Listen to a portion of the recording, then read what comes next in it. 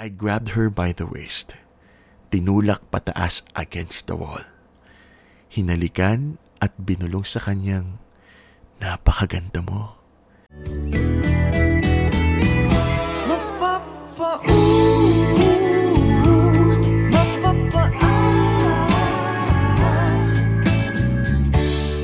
Hindi ito ang inaasahan kong putok sa una naming pagkikita.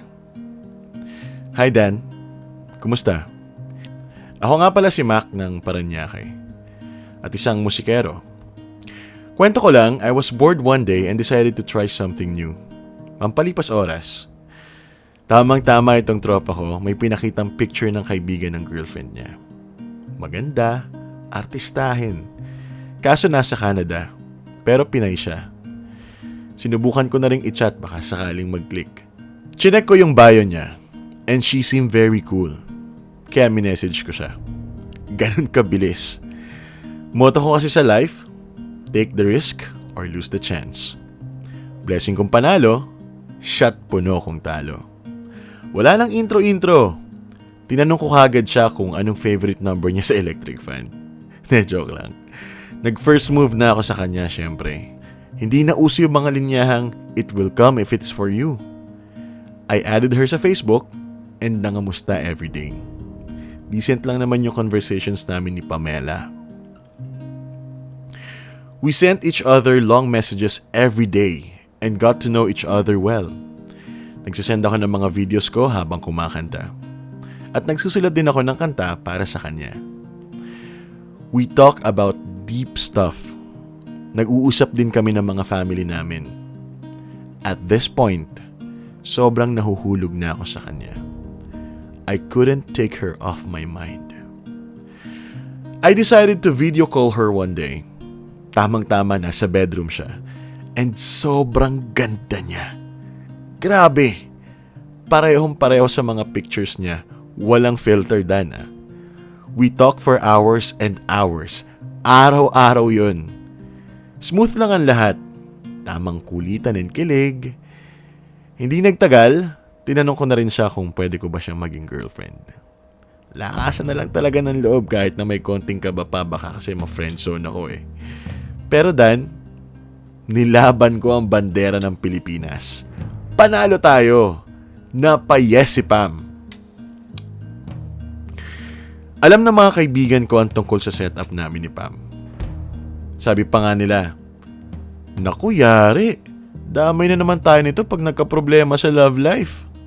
Sabi ng barkada ko, hindi raw totoo kaya nating magmahal ng taong hindi pa natin nakikita o nahahawakan man lang sa personal. It's easy to think we have feelings for someone we don't really know, pare. Alam mo naman feelings can lie.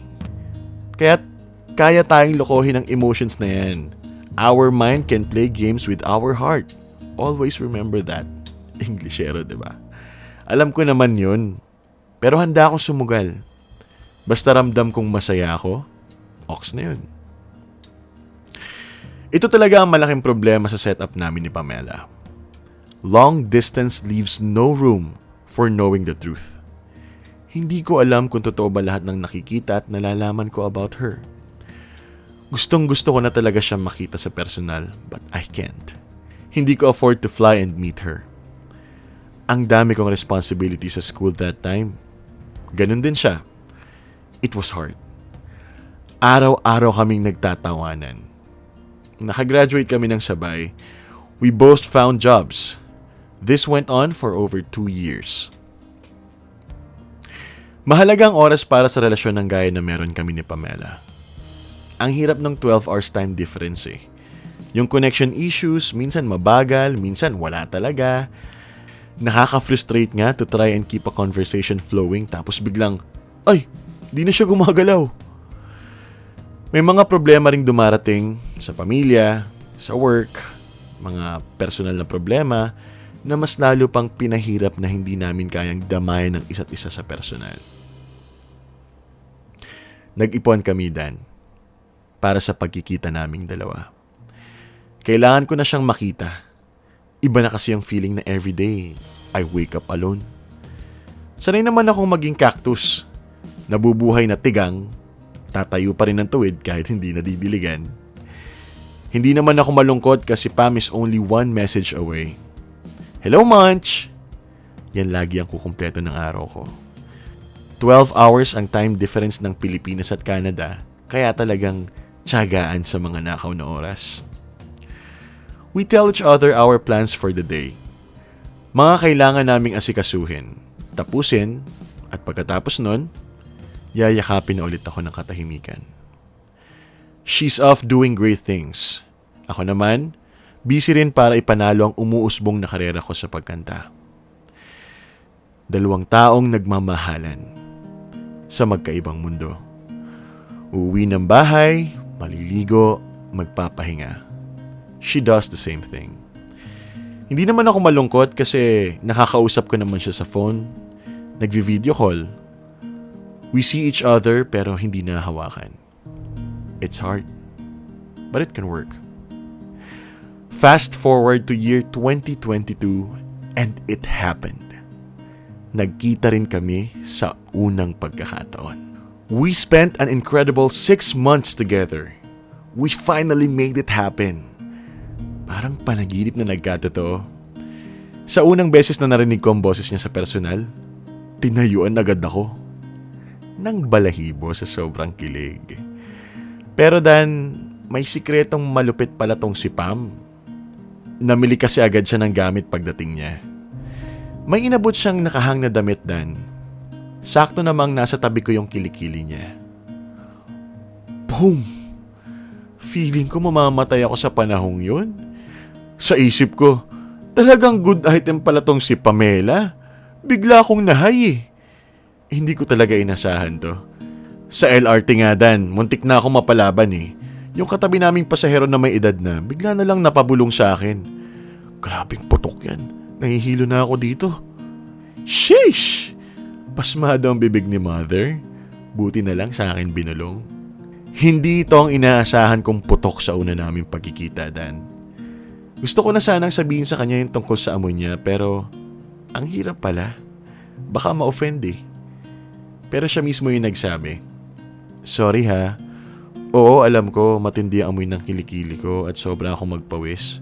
Matagal na to. Nakakahiya nga eh. Kahit kasi anong gawin ko, ayaw talagang mawala. Gumamit na ako ng iba't ibang brand ng deodorant, calamansi, baking soda, tawas, etc. Lahat ng nire-recommend nila sa akin, tinry ko pero walang epekto. Alam mo ba, umabot na rin ako sa punto na binubuhusan ko ng kumukulong tubig yung damit at towel. Lahat ng ginagamit ko na pwede kong buhusan. Wala na yata talaga tong pag-asa eh. Malinis ako sa katawan, pero konting kilos lang o kaya kahit nakahiga nga o nasa aircon, namamawis pa rin at nangangamoy. Turn off ka na ba? All this time pala, Dan, alam niya yung reason kung bakit ako naka-face mask. Narinig niya rin yung bulong sa akin ng matanda sa LRT. At nakita rin niya yung reaksyon ng mukha ko nung araw na yun. Sa tanong niya kung na-turn off ba ako, hindi eh. Gusto ko yung pagiging honest niya. Sa totoo lang, mas naamoy ko pa rin yung pagiging mabango ng pagkatao ng babaeng to. Mahal ko eh. We were very much in love. Nagbakasyon kami. Lagi akong kasama sa mga gala niya. Sinasama ko rin siya sa mga gigs ko. Food trip, kantahan, kasama yung family niya. At dahil musikero rin pala yung papa niya, we had so many wonderful experiences. This time, together. At dumating na nga yung chance para masolo ko siya. Wala na akong sinayang na oras. I grabbed her by the waist. Tinulak pataas against the wall.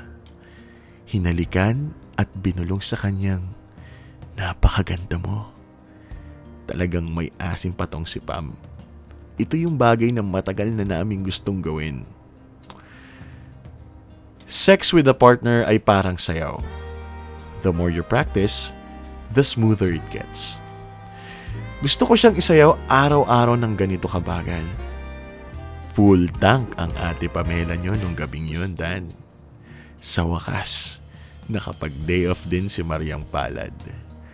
Ang hirap kasing gawin ito if your significant other is far away. Alam kong hindi pa ganun kalalim ang pagkakakilala ko kay Pam. May mga bagay din akong sinikreto sa kanya nung umpisa. Ang pinapakita lang namin sa isa't isa ay yung mga best behavior namin.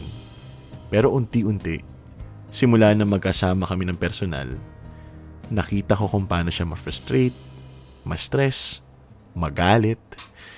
Nawawala yung lambing niya eh. At marami siyang nabibitawang masasakit na salita na hindi ko alam kung saan nanggagaling. Pinag-aawayan nga namin kahit ang simpleng pag-abot ng toothpaste. One time, niyaya ko siya na samahan ako sa gig ko sa bar. Habang nagpe-prepare ako ng gamit and siya nasa shower, nag-ring yung phone niya. Alam kong importante kasi hindi local number yung gamit. Sa isip ko, baka katrabaho sa Canada. Saktong sasagutin ko na nang biglang nag-end yung call. Then maya-maya, may text na. Babe, when will you be coming back? Gonna fetch you at the airport, okay? Take care. Love you. Inintay ko siyang matapos mag-shower. Kalmado ako, Dan. Hindi kasi ako yung tipong magwawala, mananakit sa sobrang galit. Pakiramdam ko kasi noon, wala pa akong karapatan na gawin yun kasi bago pa lang kami magkakilala sa personal. Pinakita ko sa kanya yung text at hinayaan ko siyang mag-explain. Ex niya raw yun sa Canada na parang naging close friend niya na ngayon. Gustong pormahan siya ulit kaya hinahayaan niya lang. At eto nga, sinabi niya na sa akin ang totoong rason kung bakit siya umuwi ng Pilipinas. Gusto niya raw akong makita sa personal para malaman kung totoo nga ba yung nararamdaman niya para sa akin. It was incredibly hard to accept na kaya pala siya umuwi ay para lang masiguro kung sino ba talaga sa aming dalawa ang mas matimbang sa puso niya. Pero dahil mahal ko, sige, kaya ko magpatawad. Kakalimutan ko to. Alam ko naman kung gaano kahirap tong pinasok ko eh. It requires patience and hard work. Pero solid yung sakit. Para kang ginago, pinagsinungalingan, sinaktan, ginaslight, at minanipulate all at the same time. Hindi na ako tumuloy sa gig nung gabing yun. Tinext ko na lang yung boss ko na namamaos ako. Umuwi muna siya sa kanila habang ako biglang napa-throwback sa lahat ng kilig, puyat, at efforts ko sa kanya ng ilang taon. Pakanta-kanta pa ako sa kanya sa mga video calls namin. Langya. Nagkita kami kinabukasan para pag-usapan ng lahat. Inassure niya ako na ako lang ang pipiliin niya at naniwala naman ako. Nagpatuloy ang relasyon namin hanggang sa makabalik siya ng Canada. Ang laki ng pinagbago niya, Dan. May mga gimmick siya na hindi niya na ako ini-inform. Makikita ko na lang sa mga stories niya sa IG. Panay ang away namin dahil madalas ako naghihinala sa kanya na kasama niya yung ex niya kuno. Birthday niya, October 8. Pumuntang Canada ang buong family niya para i-surprise siya. Kasabwat nila ang sister ng mami ni Pamela para saktong habang kumakanta sila ng happy birthday ay papasok ang family. Kasama ako sa surprise kaya naka-video call kami ni Jolan, yung brother niya. At eto na, naririnig na namin kumakanta sila. Excited kaming lahat. Surprise! Kitang-kita ko ang reaksyon ni Pamela. Ang saya! Pero kitang-kita ko rin kung sino ang katabi niya nang bigla siyang niyakap at hinalikan. Hindi nga ako nagkamali. Siya nga. Ako yung mas na-surprise eh.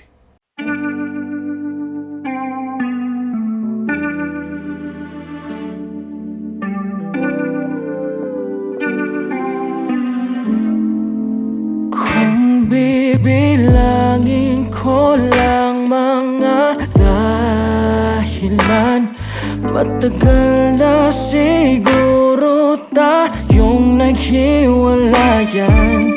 Tagu-taguan, maamaangan, kahit halata na naman.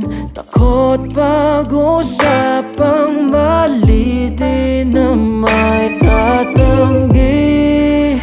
Bago pa magsisi, sa huli maaayos pa ba? Mali na ba umasok kong nasunog? Tapos muling babalik, nadadarang sa ibang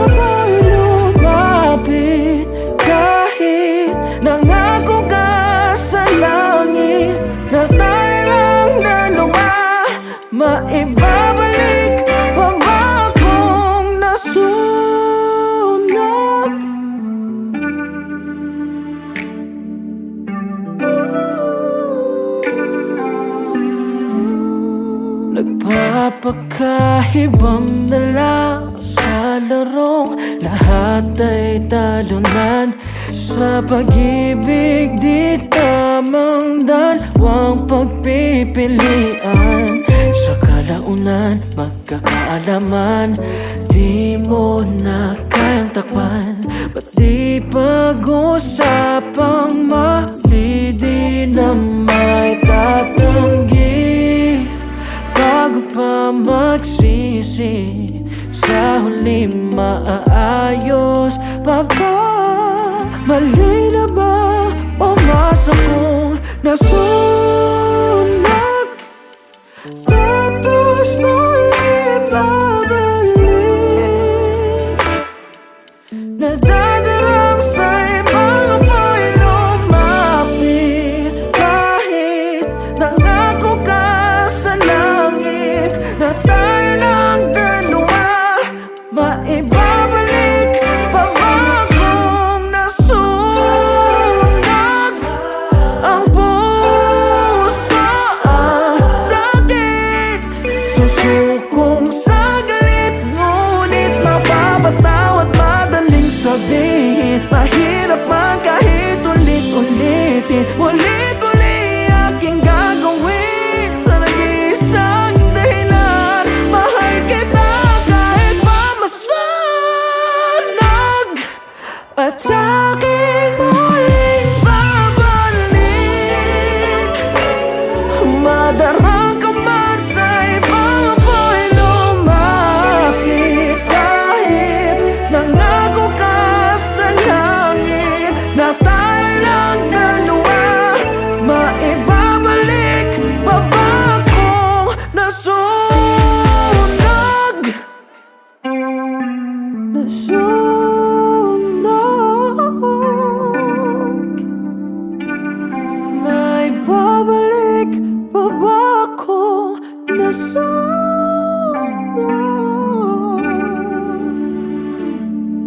Mahal kita kahit pa masunog.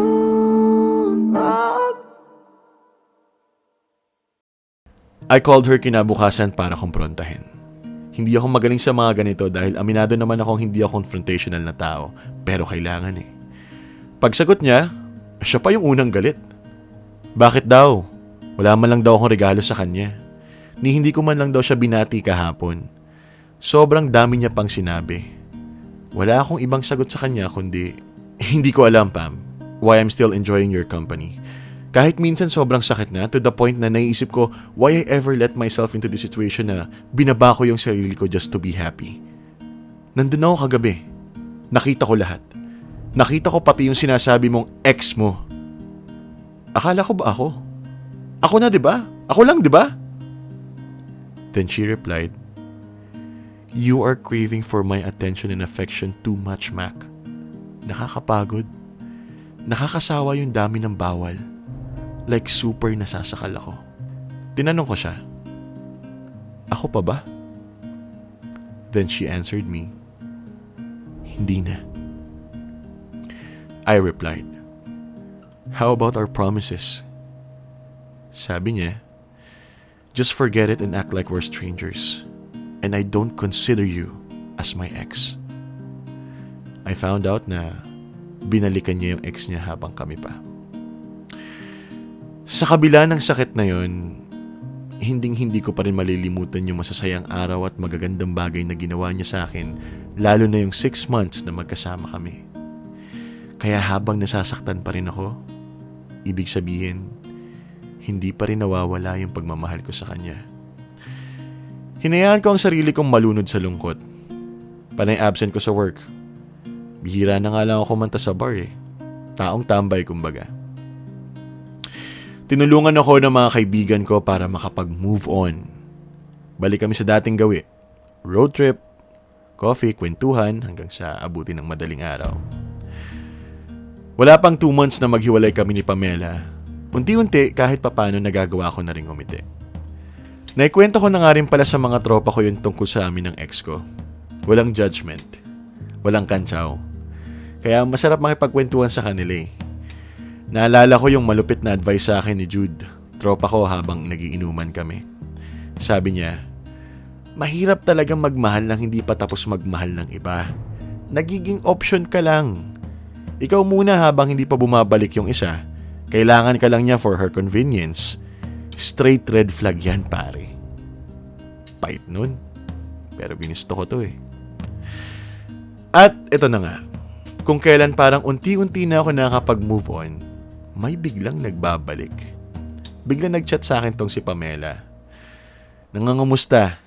Sabi pa, kumusta ka na? Ingat ka palagi ah. Malapit na ang uwi ko. Ang tagal bago ako nakareply.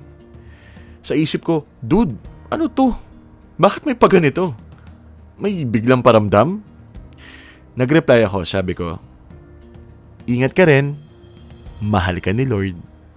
Balik ka na sa kanya. De, joke lang. I'm good. Better than ever. Tapos bigla ba namang hirit na, sorry na. Namiss mo ba ako? Mahal mo pa ba ako? Narealize ko, Mac, ayoko pala sa iba. Ikaw lang ang gusto ko. Ikaw ang pahinga ko. Yun no? Sabi ng napagod sa akin 2 months ago. Hay nako. Tamang kilig lang without expectation. Mahirap na, Dan. Sa totoo lang, ayoko na sanang sugulan to kasi wala naman akong pantaya eh. Pero Dan, uuwi na raw eh. Tsaka gusto ko ring malaman kung anong nangyari. Eh, paano ba to? Hay nako, kung pwede lang sanang i-real talk. Please lang ah. Huwag naman sanang ugaliin namang istorbo ng nananahimik. Biglang susulpot na parang kabote tapos mawawala na lang na parang multo. Ipatawas ko kaya para malaman ko yung motibo sa likod ng nangangamoy na balikan. Loko lang. Walang ganun. Wag ganun.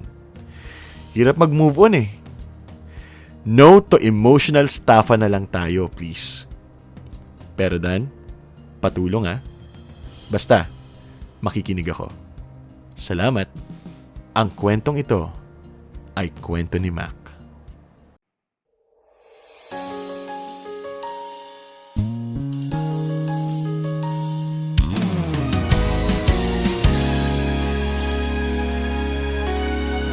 Ang puso ko'y nalinlang at di ko na mapilang kung ilang ulit mo na pinaklaruan ang damdamin ko. Bigla na lang iniwan mo. Kung muli kang babalik, mukha mo hindi mo na maloloko. Sinira ang tiwala ko. Hindi mo na mapibilog ang ulo ko. Hindi mo na masasaktan. Hindi ka na pagbibigyan. Lokohin mo ang lelang mo. Patay na si Uto.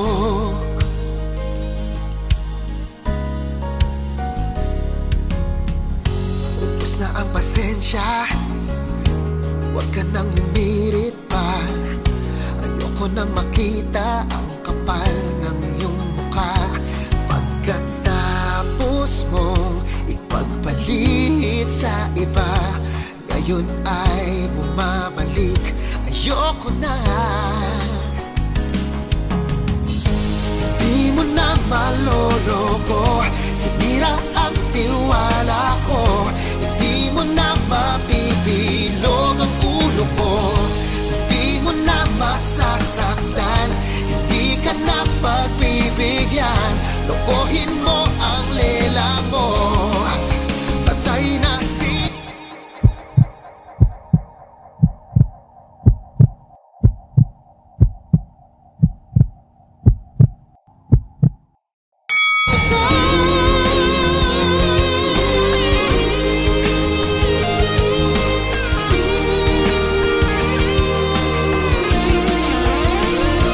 Di na ako uuto na paulit.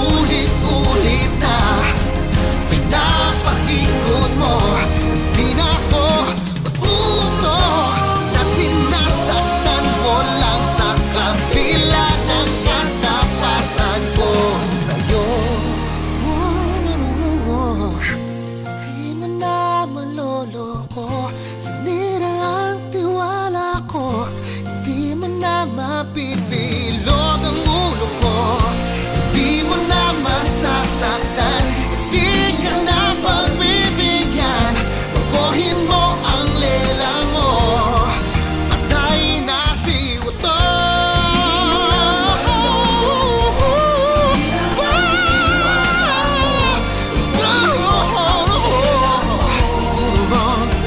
na si Uto.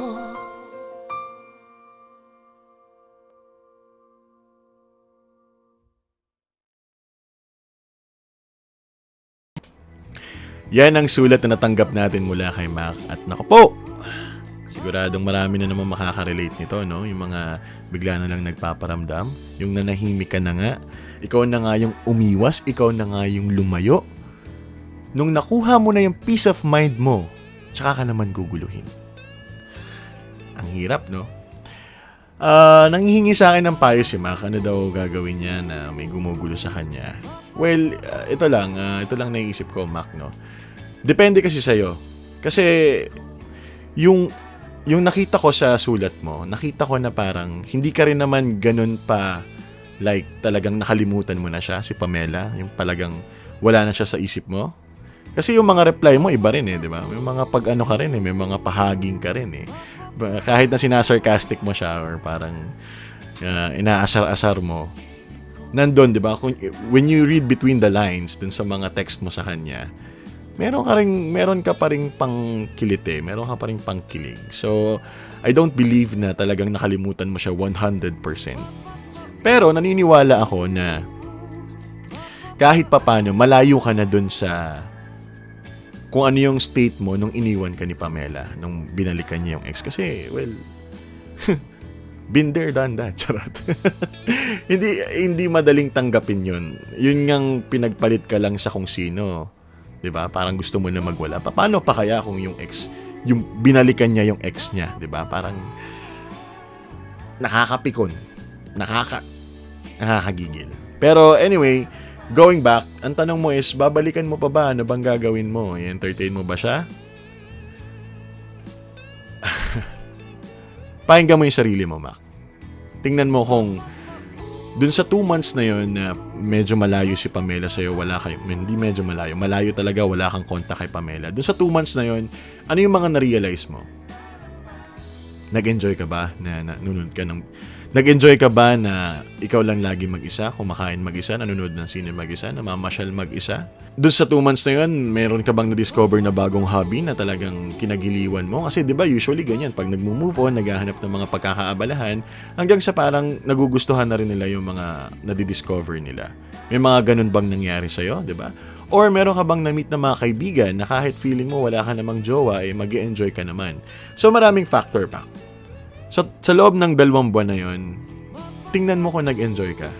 Tingnan mo, pakinggan mo yung sarili mo kung okay ka naman pala nang wala si Pamela At saka, okay ka na walang tinitiis na LDR kasi, di ba, uuwi lang naman ulit si Pamela, pero hindi ko alam, pero for sure, baka bumalik ulit ng Canada yan. So, andun ka na naman sa state na parang kung sakaling magbalikan kayo, baka bumalik ka na naman sa state na parang sabik ka sa kanya, nanghihirapan ka sa LDR. So, may kilig, pero at the same time, may stress na kasama. So, kaya sinasabi ko sa'yo, pakinggan mo yung sarili mo. Okay ka na ba doon? Or, willing kang sumugal ulit? Willing kang itry ulit yung nasimulan nyo dati ni Pamela na naudlot? Baka willing kang amuyin siya ulit. Baka willing kang, alam mo yun, tiisin ulit yung amoy niya. Kasi doon masusukat natin, talagang mahal mo pa siya. Kasi 'di ba sabi ni Pamela, hindi daw nawawala yung amoy niya. Kung gusto mo ulit maamoy 'yon at gusto mo ulit siyang makita, gusto mo ulit siyang makausap, di try it, 'di ba? Wala rin namang masama. Kasi single ka pa rin naman, wala ka namang sabit kung sakaling bumalik ka kay Pamela. So, it's really up to you. Timbangin mo yung sitwasyon mo kung okay ka na sa single life or kahit may konting kirot, gusto mo pa rin itry ulit with Pamela. So, balitaan mo ako kapag nakapag-decide ka na. Okay? Pero, for now, aabangan namin kung susulat ka ulit sa amin at ang aabangan namin ang second part ng kwento ninyo ni Pamela. Okay? Okay. Maraming salamat ulit, Mac, ha? Maraming salamat sa pag-share mo nitong kwento ninyo ni Pamela. At sa lahat ng mga viewers natin, sa lahat ng mga listeners na gusto rin mag-share ng kanilang kwento, dahil wala pa kaming page. Pero magkakaroon, soon, malapit na, magkakaroon din kami ng page. Pwede nyong i-comment muna yan, or pwede nyong i-message muna ang inyong mga stories, mga love stories, kahit hindi tungkol sa love, kahit tungkol sa family, sa friends, sa dog, kahit ano. Basta gusto mong ikwento sa akin, gusto mong ikwento kay Dan, ipadala nyo na lang muna sa aking Facebook account, hanapin nyo ang Dan Capucion sa Facebook, at i-message nyo sa akin yung mga love stories, or basta mga stories na gusto nyong ipabasa sa akin at ikwento. Okay? So hanggang dito na lang. Pero dahil dyan, bago tayo matapos, mag-iwan muna ulit ako ng katanungan sa inyo. No? At this point, gusto ko pumikit ka muna. Okay? Nakapikit ka na? Okay. Ngayon, habang nakapikit ka, isipin mo yung taong minsang sinaktan ng puso mo.